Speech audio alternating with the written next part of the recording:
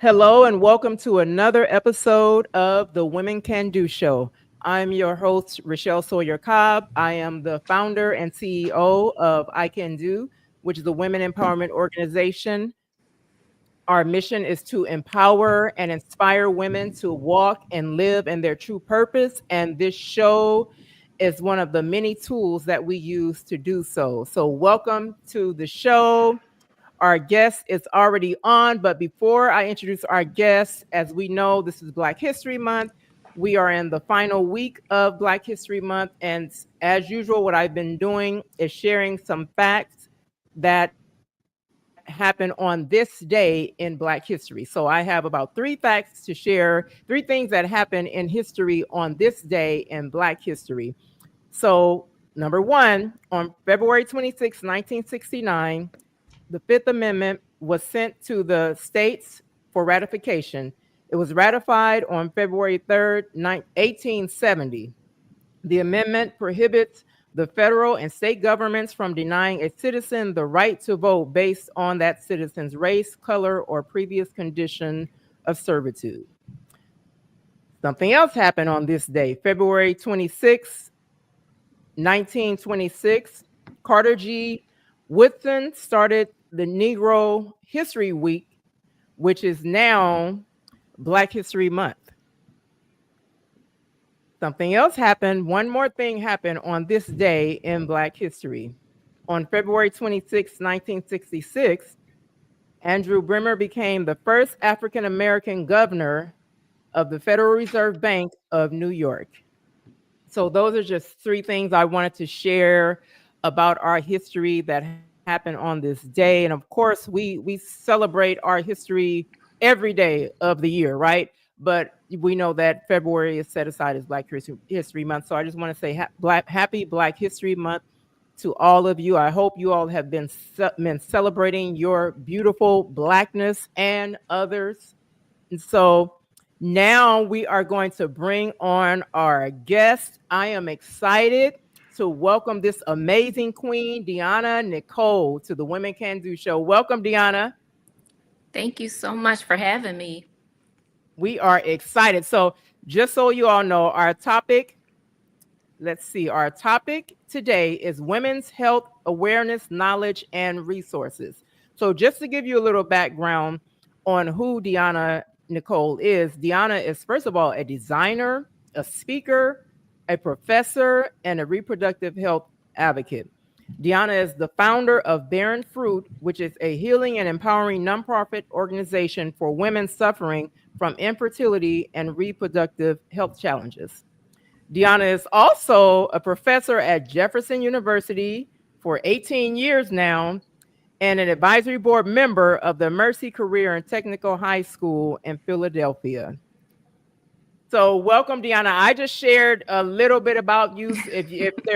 I always like to tell my guests, hey, you can tell your story better than me. So just if you want to give a brief introduction of who Diona is.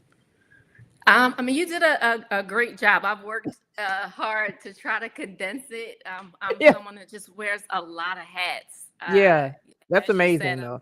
I'm a designer. I'm a women's reproductive health advocate. And while that may seem like such a broad thing, at the root of it, like my slogan is help give life to your vision. And so I do Yeah, that and I love that. in a mental sense when I'm working with Mm, clients on the design side. And then the Lord made it so that it's also, in a physical sense, in our yeah, wombs, hearts, yeah, and our purpose.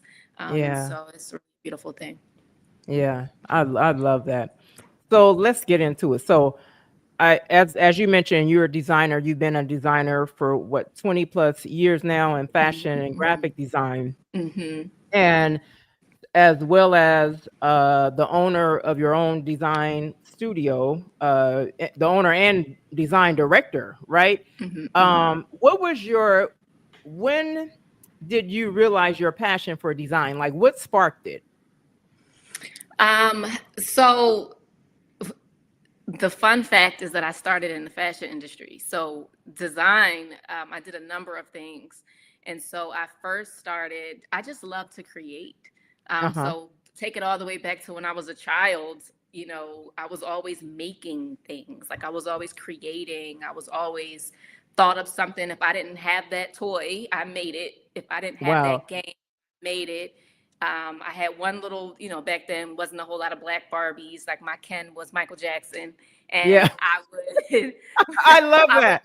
I would make the clothes. You know, like I would make Wow. the clothes, and so um, when I graduated high school, I was an art major all through high Hmm. school. So Okay. I was an artist. Like I just loved to draw, paint, sculpt, everything, and I didn't have like a model for me. Like I didn't know someone that had that type of like creative path. And back Hmm. then the internet was kind of new, you know, so it Yeah. wasn't like now kids can like you can see so many different professions, you can do so many different things. So I Yeah. thought fashion design, like because I could draw it, I could make it, you know, my mom taught me how to sew at a young age, hence the Barbie clothes. And Yeah. so I actually went into fashion design, and it wasn't until I went into fashion that I realized I just loved creation. I just loved to Yeah. design and realized I could do more. I would start to connect with the women that I was making clothes for, and they Mm. would be telling me their dreams and their ideas Mm. and the things they wanted to Wow. make. And because they knew I was an artist and a designer, like that's where it began. That I realized, you know, my design is not in a box, that it's just for this one thing. Like I get to Yeah. help make the things of the mind tangible. And I Yeah. fell in love with that. I love that. And clearly you're a natural creative. Like you said, it was a gift, as a kid, that you just kind of naturally, like you said, you didn't have the black doll. So Michael Jackson was your Ken, right? Your Ken doll. Hmm. With the I red love leather it. jacket and everything. Right. So how did you, okay, so we got that. Your career is in design. Hmm. So what led to your passion to become an advocate of women's health awareness? Um, it, it's a great question. Like I said, it seems like so random, and Yeah. life experiences led me there. Because Mm. if you would have asked, although design was rooted in me from the start, if someone would have said, "You're going to go into women's health," I'm like, "No, I'm not." You know, like Yeah. why would I do that? Like That that, I that's have so no. far like from it, It's see, so far. Yeah. Um, and while I was always a caring person, that just wasn't. I knew that my place was not like in the doctor's office in that way. Mhm. So really, it is the journey of how your pain is turned into purpose. The And purpose, yeah. so I found myself. Like I help women that suffer with reproductive health challenges and Yeah. infertility. That has also been my story from a young age. Um, Mm. and so it wasn't until I was was trying to conceive a child that I realized really how much of a struggle this is, and then how connected it was to all of the years that I was ignored with my pain, and different Mm. situations that I was going through. And so it really, Barren Fruit was born out of one of the darkest times of my life, you know, Wow. praying that the Lord would bless us with a child, and Yeah. my body rejecting that idea for years, Yeah. and not having the proper care team to advocate with me. Mm. Um, and at that time, I was looking for someone to advocate for me because I didn't know what that looked like. And Right. so, Barren Fruit is the idea of taking the woman that feels barren. And I say feels Mm. barren because it's a physical and it's a mental and it's a spiritual thing. Because, and if we Yeah. don't Yeah. catch it, it will it will have you being stuck and dried out in your mind and in your purpose.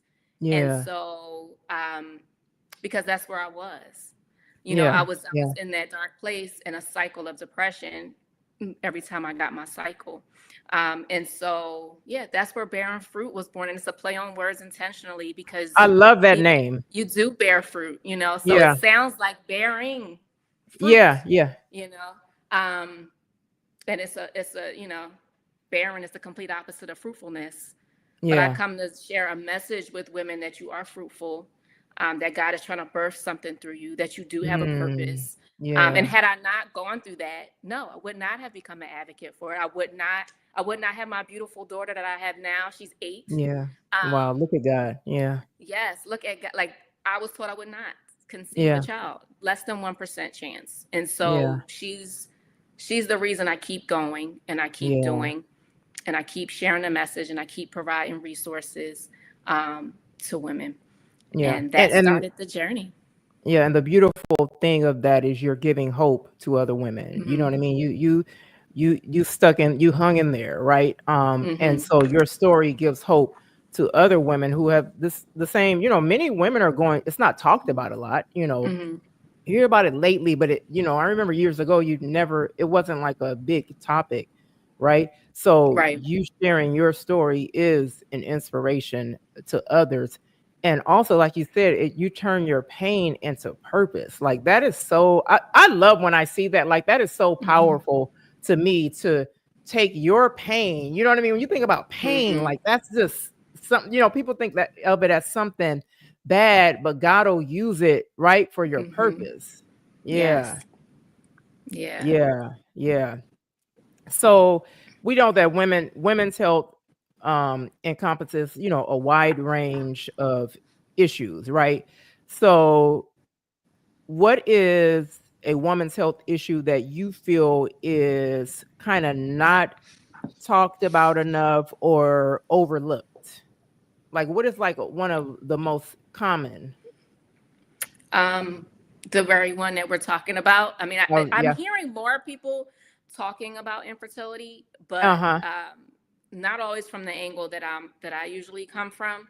Uh-huh. I am also heavily involved in Black maternal health. I sit Mm. as a founding board member of the Maternal Wellness Village here in Philadelphia.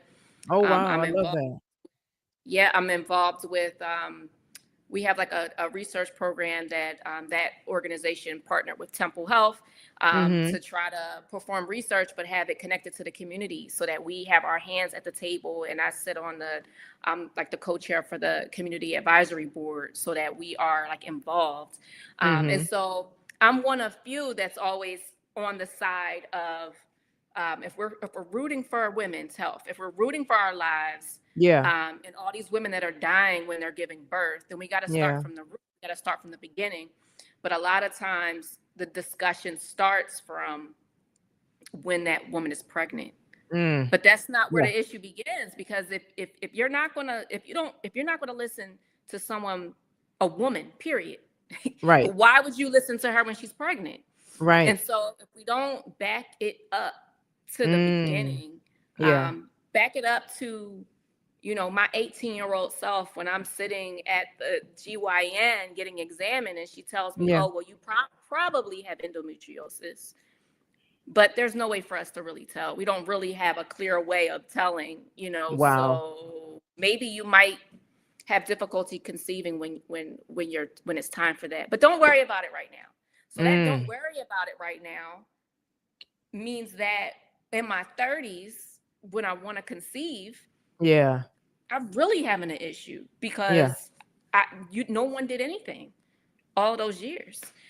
So a lot of times when I'm at the table and I'm in the conference rooms and they see me coming and they know I represent the women that suffer with infertility, and they assume that my only concern is IVF, or my only concern is money and funding for women that are Mhm. trying to conceive. While that is very important, I come to shake the table about getting to the root cause of the Come on. problem, Yeah. because Yeah. let's be real, all those things cost money and that makes somebody money. Mm. you know, Mm. it's almost like finding a cure for cancer, right? That Right. is a money maker. Right. IVF is a money maker, Yeah. so there's not a lot of people with that part of the conversation that we're becoming sterile slowly. Mm. Yeah. And what are we going to do about it? Right. And so let's talk about reproductive health. Like that is the topic right today. Like I said, years ago it wasn't really talked about. But it is more of a topic, I want to say in the past few years. So what are some of the most common reproductive health issues with women? Some of the most common are fibroids, Mhm. endometriosis, Very common. Yeah. PCOS. Yeah. Yeah. Um, it's not as common. I think it's adenomyosis, Mhm. but I know a handful. Like so many people have that and don't realize that they have it because Wow. it has a lot of similar symptoms to endometriosis and fibroids, and so Mm. you really don't know until you can really take a look inside. But I'm finding a lot of women suffer with those things and they don't even know it. Yeah. They don't Yeah. know, or when they Yeah. find out it's like several fibroids and Yeah. it the conversation is always it came out of nowhere, or Mhm. like all of a sudden I was And it's fine, like, all of a yeah. sudden. Yeah, and it's like, no, you probably had these issues all this time, but then there's the conversation about what is normal. Because if Mm. I ask a woman, is your cycle normal, most of the time they tell me yes. Yeah. But then when I break it down and I ask the question on a scale of 1 to 10, what is your pain?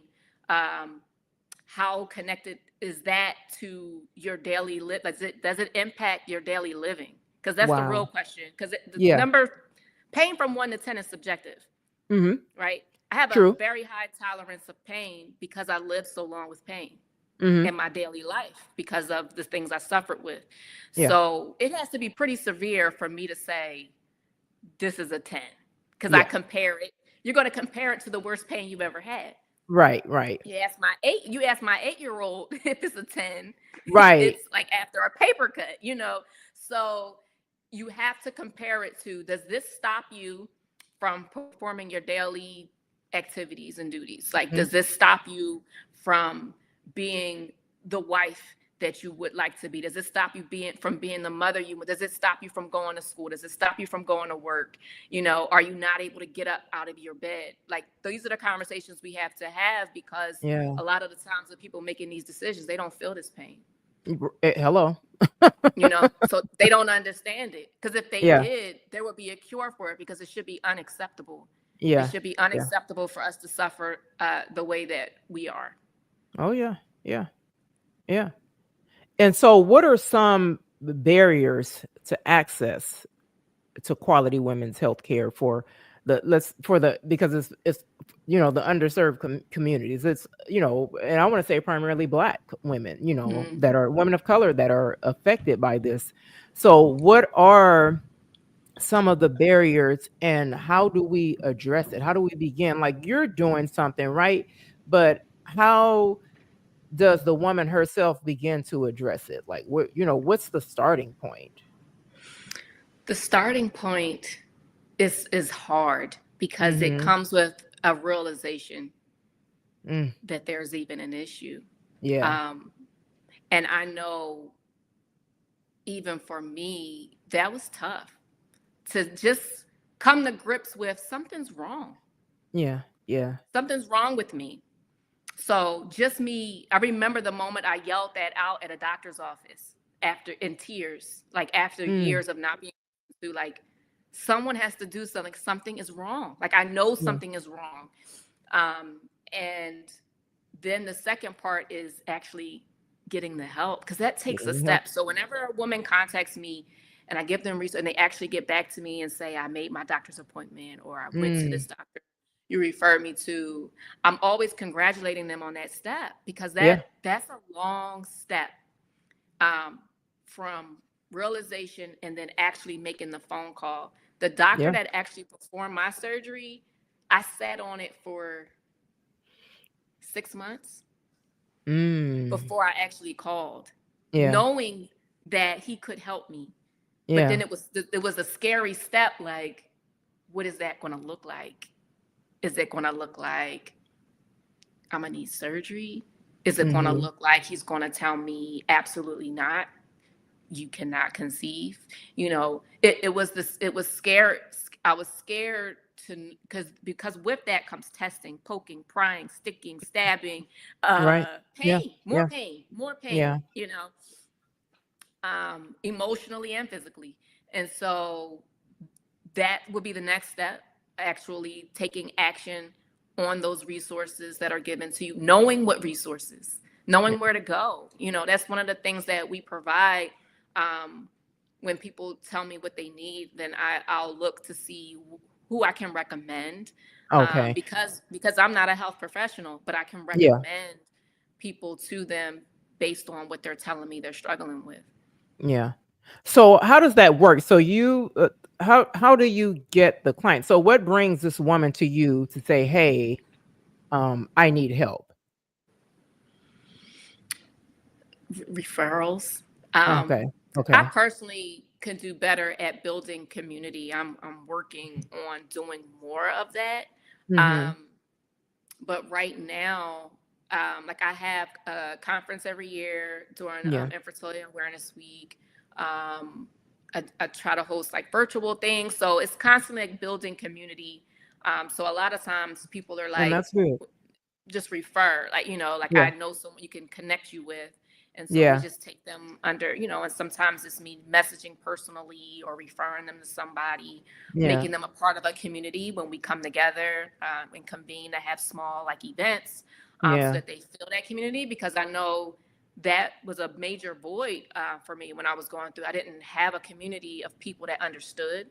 Mm. Everyone around me had children. Yeah. I didn't have my daughter till later in life, and so most of my friends had older children, and so really connected with people that understand your pain, understand that void, understand your grief, Yeah. because you're grieving a loss that most people do not recognize or see. Mhm. Yeah. Yeah. And I love how that you put it that way because a lot of people don't look at it that way. You know what I mean? Um, so I think so what are some challenges? So let's say, like I said, you have the client comes to you, this woman comes to you, um, you give her the resources that are needed or the support that's needed. But what are some challenges that you face as being an advocate? What are some challenges that you face? Not even just with the client, right? With this woman that you're trying to support, you're trying to provide these resources, you're trying to get her to go, make this appointment or whatever. But even going in these rooms where you are the spokesperson, you are the advocate. What are some challenges that you face? I guess one, people realizing that they fall in that category. Mm, Um, like sometimes I'll go to speak, at a conference, especially if I go to speak and it's maternal health. They may yeah. not see the connection, and then usually after I Wow. speak, they're like, "Oh my gosh, I get Wow. it." Yeah. And so, because at first it seems like a disconnect. Why are we talking about infertility and this is for women that are pregnant? Yeah. Um, so I and I realized that it's also educating the woman that has a child that's suffering, because I've had many women come up to me and say, I never experienced it, but now I understand what my daughter is experiencing. I thought Mm, she was exaggerating. I couldn't yeah. understand, what Wow. she was feeling. And so, like I said, first it's educating them as to what infertility really means, to find Mhm. out if you fall under that, and what reproductive health challenges really are, because so many women fall under that category. If you don't fall, so many women's like, I'm not even trying to, you know been there, done that, you can take my Yeah. uterus, I'm done. I meet Yeah. some women like that, so it's like, I don't need what you're saying, but they might still be dealing with reproductive health challenges, because you can deal with that, you know much later in life, and Yeah. have, especially with fibroids. I'm finding many women that are Mhm. like after menopause, and like That is so realizing common that now. they have an Yeah. issue. And Yeah. so you have to be educated to know those signs, to know what's wrong. And a lot of women that are close to me that I touch, a lot of them are like, oh my gosh, in the beginning they weren't connected to what I do, but now Mm. reach out, like, I get what you were saying, now I'm Yeah. experiencing this, what should I do? Wow. Yeah. Yeah. So share with us the importance of not just being knowledgeable, and you kind of touched on that just now, not just being knowledgeable of women's health, but being knowledgeable of your own body, paying attention to your own body and what's happening. Because a lot of times like you said, it'll be something small, let's use the menstrual, for example. You can be light this month and maybe a little heavier next month, but because it's not heavy, you're not really thinking right anything of it. And so what often happens is we wait until it's too late. You know what I mean? Like we don't go get these things checked. Like you mentioned about how your tolerance for pain is high, right? So someone who has a high tolerance for pain may not, the average person is not going to immediately go to the doctor and say, hey, something's wrong, Mm-hmm. because they're tolerating that pain, right? And so many Black women do, I'm telling also you. because we Yeah. don't have time, I Yeah. mean, it's like, I don't have time to deal with this. I It's got to like, be how am here, I going here, to? here. If I got to deal with this, so that is a major issue, is knowing when you should, you know, is this, I had a friend recently that was experiencing pain, and she, instead of texting the doctor, she texts me, do you think I should go? You Yeah. know, but it's, I do the same thing. Yeah. I Yeah. question you, or you call a friend, you call your mom, you call a sister, I'm Yeah. experiencing, do you think this is serious enough that I need to go? Yeah. I experienced what I believe was a rupture of my cysts and my ovaries, Mm. which I know now based off of the things I talk about, and based on being panels with doctors and them talking Yeah. about what that feels like. And I was Yeah. like, oh my God. Thank God that nothing major. I mean, I was in extreme pain, but I did not go.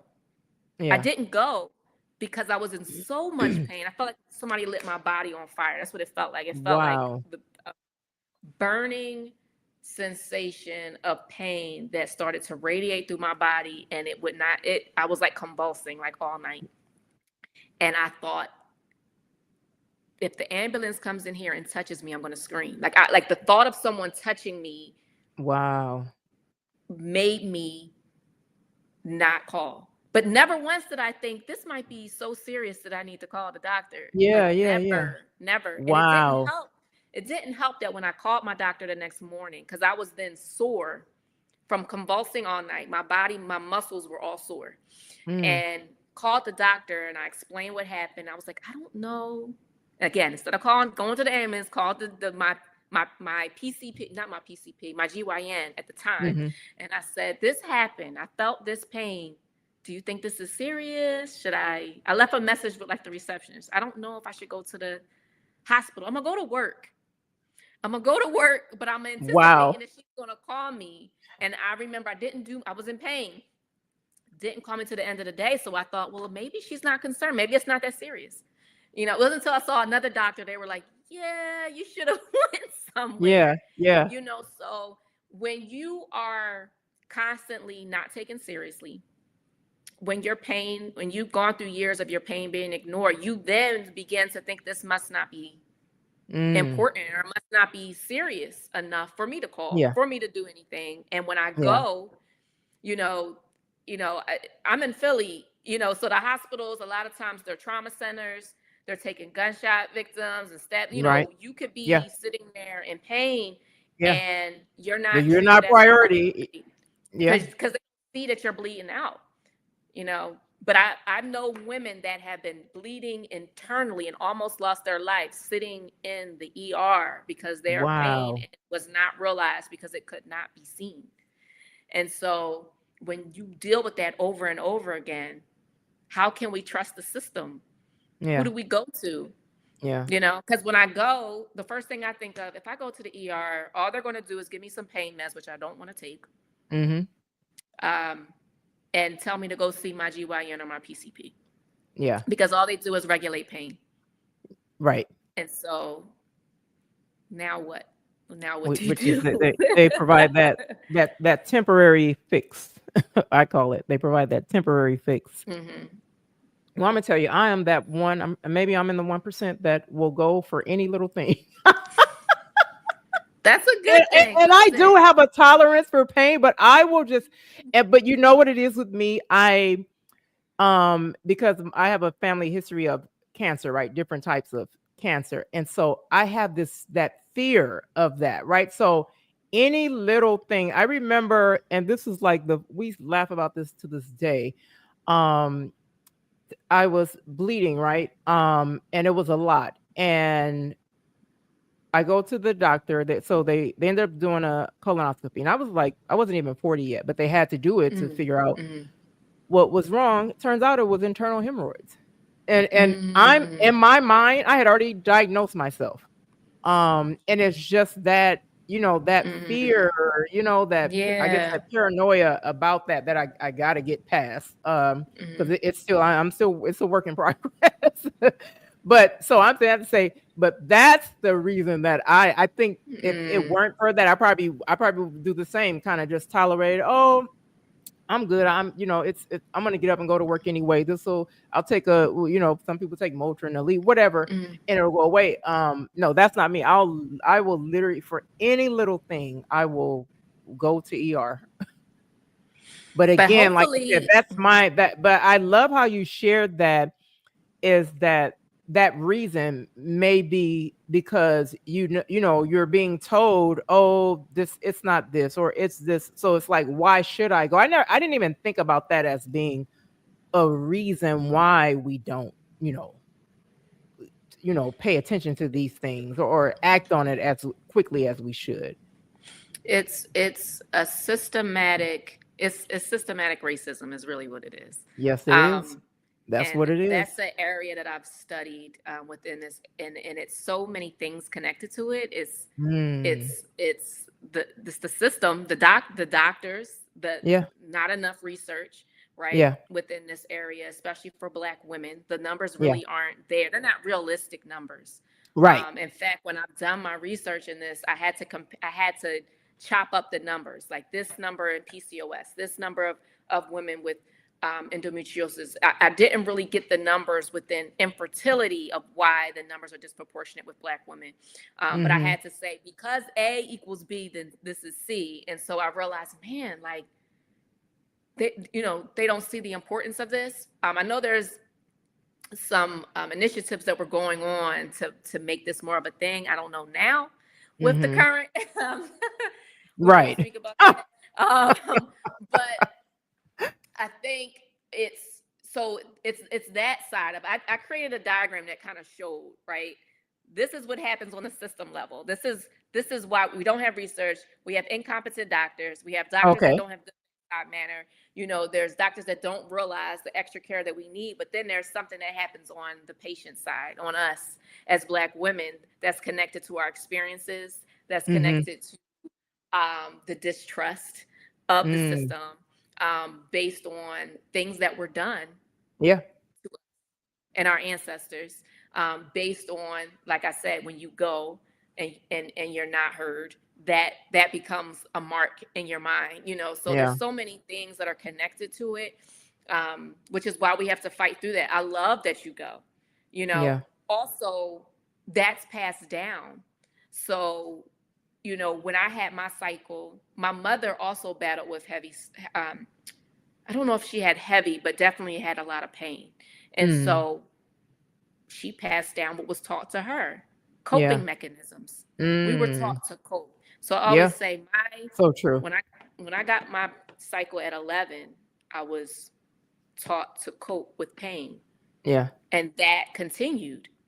It wasn't that you don't deserve to be in this pain. Something should be done about this pain. We need to figure out what's wrong. That's the angle I come from. And so that's what I try to teach my daughter. And that's no knock against my mother, because my mother taught Right. me what she What she knew. know. What she knew. Um, Yeah. Yeah. and so it wasn't that, it was that this is some women have pain and some don't. You do. And so this is what you're going to do. You're going to get your tea. You're going to get your herbal tea. You're going to get your heating pad. You're going to curl up in the fetal position, and those things are soothing, but it doesn't take it Yeah. away. And Temporarily. Yeah. we never ask, well, what's wrong? Mm-hmm. We never ask, why are we in so much pain? Yeah. Yeah. So my daughter, I I take, if something's wrong, we're going to the doctor. Mm-hmm. If something's wrong, because I want her to see what advocacy looks like. Yeah, I want her to know how you advocate for yourself. that's What good. Yeah. questions do you ask? I empower her when we're in the doctors. When the doctor says, "Do you have questions?" She's usually like, "Yes." Okay. I love. Yeah, that's good. That's good. Yeah. So I love that because I want her, when I'm not around, I need her to speak up for There you herself. go. I need her to know her voice matters. I need to Yeah. know her pain matters. And Yeah. so that has to be taught. Yeah. And how old is your daughter? She's 8. She'll be Okay. she'll be 9 next Yeah, week. and again, that's good. And it's giving her her voice, giving knowing, letting her know she has a voice. That's good that you're Mhm. teaching her that at that age, because that is when they need. From a toddler, you can start teaching a Mhm. kid that you have a voice, teaching a kid how to advocate for themselves. So I love that you're doing that with her, because what's going to happen is she's gonna, pass that down to someone else, not even her kid, but her friend who may not, Mhm. you know what I mean? They get in high Mhm. school and she may empower her friends, to do the same as she Mhm. becomes an adult. And she's in college. She'll empower her roommates, to do the same. So it's, you're sowing that seed. That's what's happening. You're sowing that seed, and she in turn is gonna turn around and sow that Mhm. into another woman. Yes, absolutely. Yeah.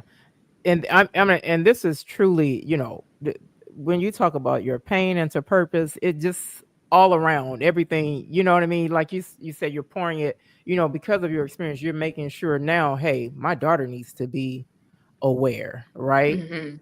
Yeah, yeah, I love it. So this the we talked so at the end of the day, we know that it's the, systematic racism. Like, we know that's there. And a lot of times women, we find out too late. Do you think it is? We know that is there, but because of lack of knowledge and resources. I know often it's not necessarily not lack of knowledge, but lack of resources. Yeah, I would say it's both. It was Mm-hmm. both because I think they're very connected. Mm-hmm. And yes, while we know that is the overreaching thing, and while so many things are connected to that, the one Yeah. thing that we can do is to empower women, Mm. um, because we can continue to attack the overreaching issue, Right. which, that will probably go on beyond our lifetime. you know Exactly. but the main thing is, what can we do? What do we have the power in our hands to do? And that is essence, in essence, what we do with Barren Fruit, which is empower women with information, Yeah. resources, community, Yeah. so that they know their rights, they know what they should ask in a doctor's office. Like something as simple as, when you get a test, did you read it? Yeah. You know, did you get a Yeah. copy of it? Mm. Or did you leave all of that in the hands of the doctor? And Yeah. so that took experiences for me, because I've had doctors in the past that ignored me, Yeah. downright, even ordered the tests and never gave me my results. Wow. And so, knowing I was trying to conceive a child, Mm. knowing I was in pain, and I Yeah. really thought that every month my pain got worse and Yeah. worse and worse. And I took it because I thought, I'm getting closer to my blessing. I Wow. took it because I thought, this must be the month, because I thought I was going to die. Yeah. Um, Yeah. and that wasn't the case. My condition was getting worse. And it wasn't until I pulled my records Yeah. and was like, oh my God, like, it's been here Wow. all this time. Like, you never called, because we will assume that if we don't get a call from the doctor, we're okay. In Yeah. fact, You're okay. that's Yep. what we want, right? Yep. Yep. We don't want to then call and say, are you sure I'm okay? It's like, it's a Yeah. relief. It's a relief. Well, they ain't called, so I guess I'm Hmm. good. And It's true. so Yeah. that's what I assumed. And it wasn't until I always say pain moves you.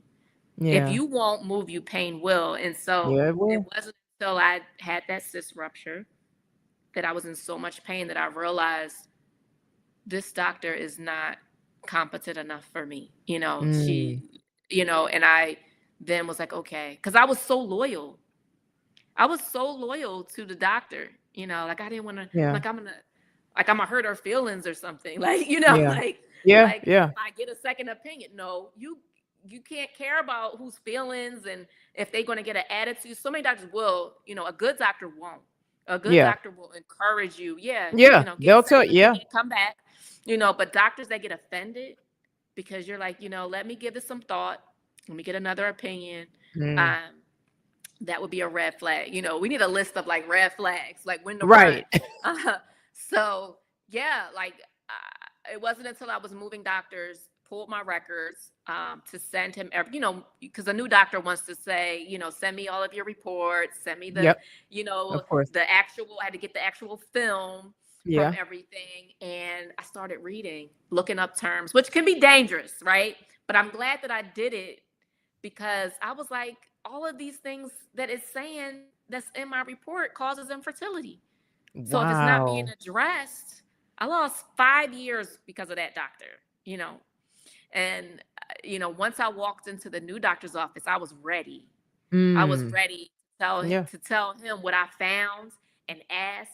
And before I could even sit down, he was like, "You need surgery." Wow. Just off of reading my existing materials that no one ever sat me down and talked to me about. Yeah.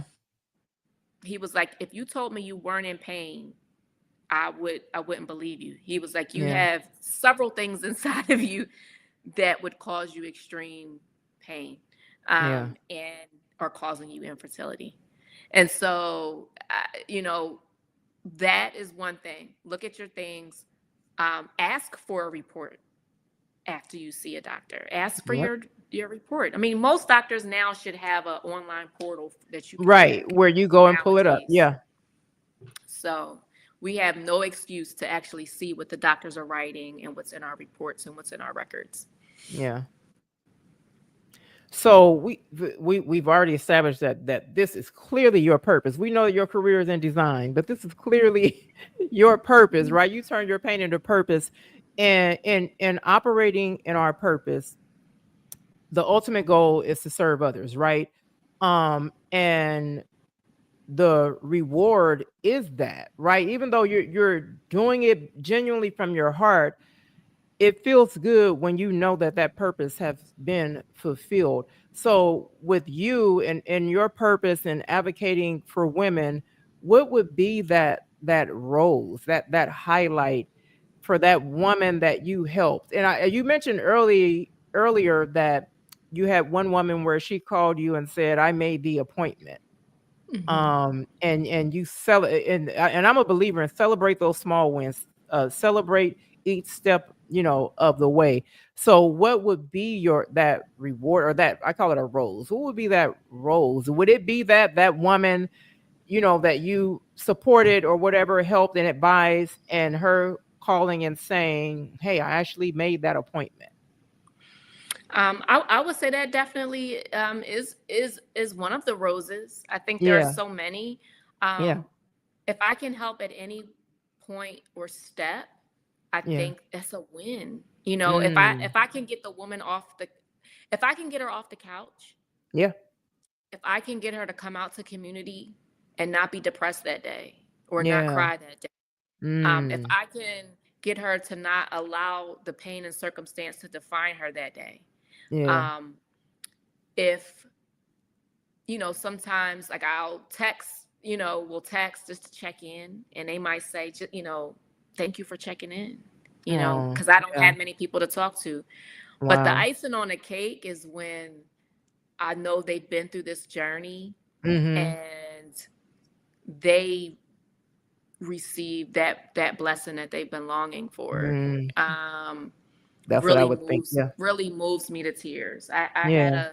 um, there was a woman that, like I said, she was told that she wouldn't, this, she had almost, you know, bled to death in the ER. Mm. I mentioned Yeah. her, and she was told that this to get a hysterectomy, essentially. And Wow. if she would have listened, that her story would not have been becoming a mother in the form that she was longing to from her womb. And Wow. so I did not know that her mother texted me. God rest her soul. Her mother texted me, and she said something about her grandchild. And she has other children. And so I was like, who are we talking about? If you don't mind Mm-hmm. me asking. Yeah. But I Yeah. felt it. I felt it. As soon as she said that, I was Yeah. like, Lord, and when she in her response, she sent me a picture of her daughter that struggled for so long. I prayed for her for so long. Hmm. In one of my shirts, I have a shirt that has the women from the Bible that all suffered with infertility. There's 7 women from the Bible that suffer with infertility. And so Yeah. the thought is that you're not the first. Like, you're a part of a bigger story. You Oh, were I love it. chosen. You were chosen Girl, I for just got this. chills. Yeah, I Yeah, love like, it. Yeah. and that was the premise behind when I realized what the message was, that I had to go out and do Barren Fruit. Like, that was Mm. at the root of it. Like, get up, get Yeah. up off your knees. Like, this isn't something that happened to you. Like, Yeah. you were chosen for this. Yeah. Each woman in the Bible that struggled with infertility was a part of the story. It was a Yep. part of the gospel, like, was a Yeah. major part. Their child went on, and so it's like this life that you're bringing forth when they do conceive is Yeah. is like something, he's birthing some, even when you don't, he's birthing something through you. And Yeah. so 7 women. So she sent me a picture of her daughter pregnant with this shirt that I made. Oh, wow. And I just broke down in I was about to say, I tears. know that took you to tears. I broke down. It took me a lot. I shouted so loud. Yeah. In fact, I think I was on my way to a funeral. I came in looking crazy. Like, I came in Wow. looking like I came from just because Yeah. my eyes were puffy. I was crying and shouting and praising God. Like, oh my gosh, because it's always about what's the impossible. Yeah. My prayer when I got pregnant with my daughter was that, Lord, may you get the glory. Mm. May If you bless me, may you get the Mm. glory. Like, so when they look at That's my it. charts, Yeah. she was not supposed to be here. I have one tube. They removed one tube. I have one fallopian tube, Mm. and they took out fibroid cysts. But the major issue was that tube. It was scarred and blocked, and pretty much my body was self-aborting. Yeah. And Yeah. so it was like flushing. My fallopian tube was scarred and filled up with fluid. And Wow. so the surgeon told me, when we Excuse go me. under, I might have to take it all. I had Mm. to sign a paper that if he saw fit that there was so much scar tissue or so much damage, that I was signing that he would take what needed to be taken. And when I Wow. came off the table, he said, I left your other fallopian tube in. He said it was not working. When I came off the table, my second fallopian tube that was in, he said, I tried to push fluid through and nothing went through. He said, I know that's not the news you were hoping for, but I didn't take it out because it's not going to stop you from getting pregnant, but it's also not going to help you get pregnant. Mm. But I left it. And that was the shout because that's all the Lord needed was that Yeah. other Was tube, that one? There you go. you Yep. know. And when the doctor told me my numbers, he was like, you have less than 1. So before surgery, the number, it was just not, didn't even exist. But after Yeah. surgery, he said less than 1%. And so it was always about what he could do. Yeah. And so that I'm always in awe. And it was a reminder because sometimes, like you said, because this is pain to purpose, doing this work, I relive my pain. And Yeah. that's hard. It's hard. I've also suffered with loss after Yeah. I had my daughter. And so Yeah. every time, sometimes I'm fine. And some days it's also when I'm around all of the women suffering, I'm also an empath. So I Mm. take it all on. And I was sometimes I gonna feel ask. it from a Yeah. it's hard work. And Yeah. so sometimes a story like that is all I need. Like, and I feel like it's God's nudge. Like, you still need to do what I sent you to do. Yeah. Yeah. Yeah. You know, And keep that's why I going. asked you earlier on, like what are challenges you face, because you've been through it, and like you said, sometimes you got to go back to that feeling. You have to tap back in to that feeling again. You know what I mean? Trying to help somebody else, but again, like at the end of the day, there's a pain, there's a purpose to your pain, and God is, look, that is a powerful testimony.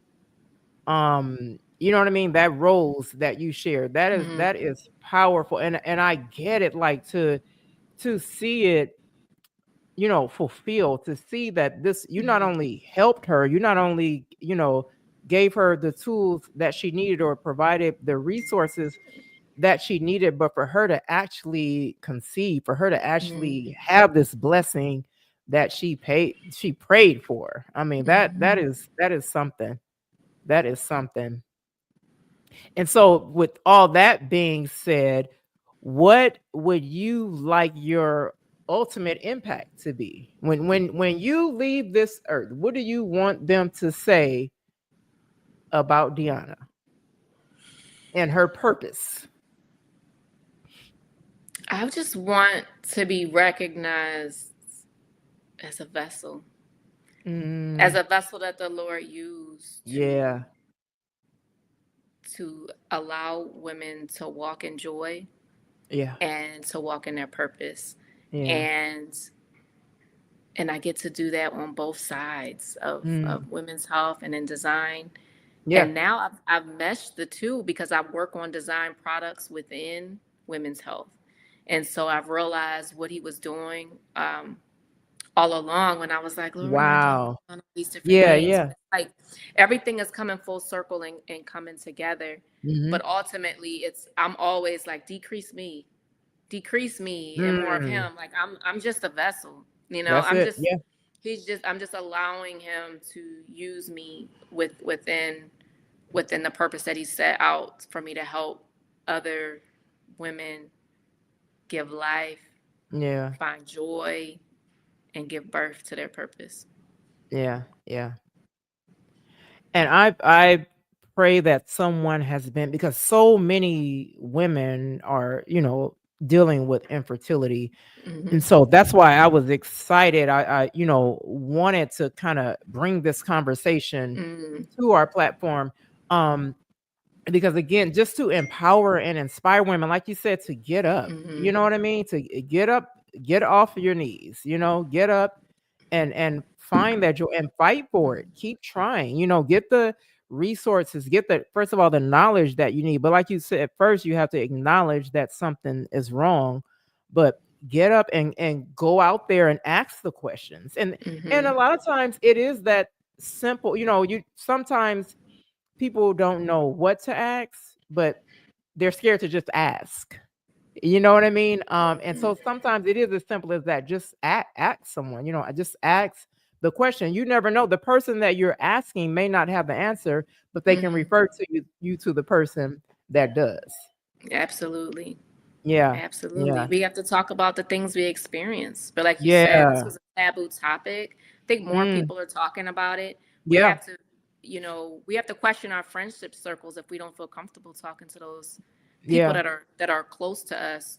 Yeah. Um, which is why whenever I give the stats of like infertility, Mhm. I think it's 1 in 4 now, one in Wow. four. Um, and so that means within your sister circle, somebody's suffering with this. And if you don't, Mm, and if you're like, no, they don't, then you're not as close to them as you think that you right. are, Yeah. Yeah. because somebody suffered loss, somebody suffered with it. Like, the numbers just speak to that. And Yeah. we have to talk more to one another and not Yeah. suffer in silence, There you because you'd be go. Yeah. surprised how many people um, deal with this. And if Yeah. only they had a Yeah. friend that they felt like they could talk to. Yeah. And again, like you said, we have to talk to each other, create those safe spaces, because sometimes, Hmm. people don't speak up because that space isn't safe. But Hmm. for me, if the space isn't safe, then I'm out of the space. I But you need to know that's find right. that safe, it not Yes. you need to find that safe space, but also as women, we have to do, a better job at creating that safe space for this. Mm-hmm. Like you said, if it's 1 in 4, it's somebody in your circle that may be Hmm. suffering, but just doesn't want to bring it up. This is doesn't want to talk about it, but that should be that space where she can freely talk about it, and Yeah. be supported. Hmm. Absolutely. Yeah. Absolutely. Um, I think that's the main reason, why I do what I do, Mm, because it was a conversation happening in the dark, yeah. and so I try to bring it to the light and try to create um, an uplifting Yeah. uh, events around it, Yeah. because you can be home and be down. Mm. Um, and I found that when I was going through, I would try to go to support groups, and I left feeling worse. Yeah. Um, I was trying to give hope to everybody else. Like, I was trying to uplift. I was like, I came here so that I could be uplifted. But they just wanted to come together and just like who had the worst story. Right. Yeah. And while it's important to have an outlet to talk about what you're going through, there still Yeah. has to, whoever's bringing the group together, there has to Ha- be somebody that's going to then, okay, now that we've released that, what do Let's we do bring it now? up. Yeah. Because if it's just one bad after another, you leave Yeah. feeling, Worse than you came. Yeah. yeah, it was just, I was like, I need to go somewhere where they're going to speak life into me, because I There you felt go. barren. That's it You right know, there. Yeah. I need Yeah. life spoken into me, Yeah. um, and so I realized that was the void, and so Mm. that's what I wanted to do, and like I said, now that I am have the number of years of design under my belt, and then I also have a master's in user experience and interaction design, Yeah. and realize how I can marry that into this work and Mm. weave it in. And so Yeah. now I'm able to create, you know, uh, tech tools and research and Wow. data visualization that Yeah. can bring this to life. Because let's be real, at the end of the day, yes, I can bring women together, I can help the woman, but what I also want to do is impact change. Like, Yeah. I want my daughter, when she gets her cycle, and for her children to be heard. Yeah. I want, she's afraid to get her period because she's like, I don't want to go through the pain that you went through. I Right. said, baby, this is why I fight, so that you don't. And Yeah. so I'm trying to create things that will change the way we're experiencing women's reproductive health now, especially for women of color. Yeah. And so one of the things that I have in the works is called Amplify, with a double I instead Mhm. of Y. And it's a tech tool that women can have their personal advocate. They can chat with them, they can chat and ask those questions. Should I go to Yeah. the ER? Should I, what do you think? Now, they can't give you medical advice, but at least you have Wow, that's someone amazing. that you can communicate with and talk to, and get and um, be able to have something so that, okay, was this cycle painful, was last cycle more painful, just so that we can start to have that data ourselves, that we can Yeah. start to record that ourselves, know what we should do, like how, putting that power back in our hands, Yeah. essentially. And I realized, That is a great idea. That's something. thank you. Thank you. Yeah. And I realized, you know, while we are convening and things like that, if we're going to make a change in laws, if we're going to make a change in hospitals and our care, like, at the end of the day, they want to see numbers. Right. And if those numbers aren't there, we're gonna we're If gonna they're we're out gonna there. start working on those numbers and Mhm. make them more visual. So because I'm a designer, I've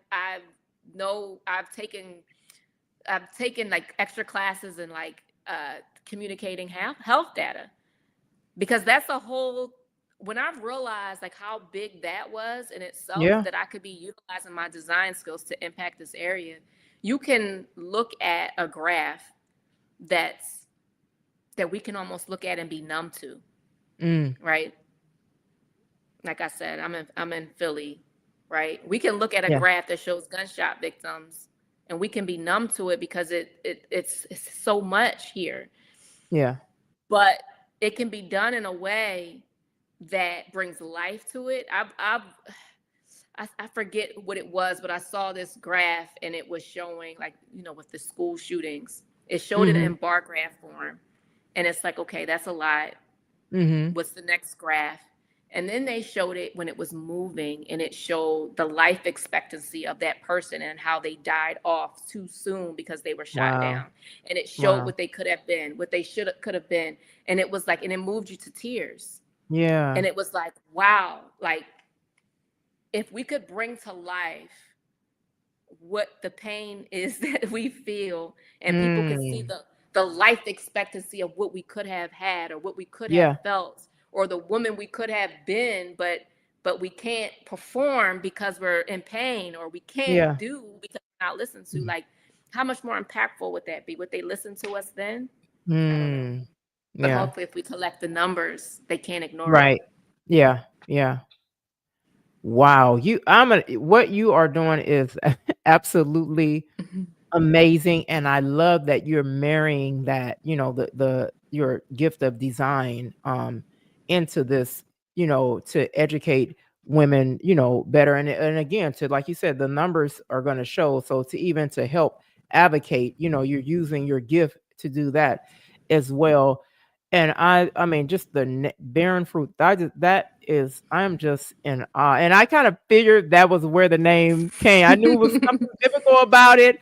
But at the end of the day, and my thing is always this, even with this show, and I shared this before, like before I go on, before I go on air, Mhm. I pray, and my prayer is that God is glorified, right, Mhm. by me and my guests, and God has been truly glorified today. I mean, you are a walking testimony. Just the testimony Amen. that you shared of the woman that you supported, that you helped, and provided resources to her. Just that story is a testimony, and so to all of our viewers that are on, that we know that there are so many women struggling with infertility and all kind of other women's health issues. I pray that you were empowered, inspired. I pray that you were empowered to get up, to wipe those tears away, to get out and grab what God has for you. There's a blessing, and that song, there's a blessing in the storm.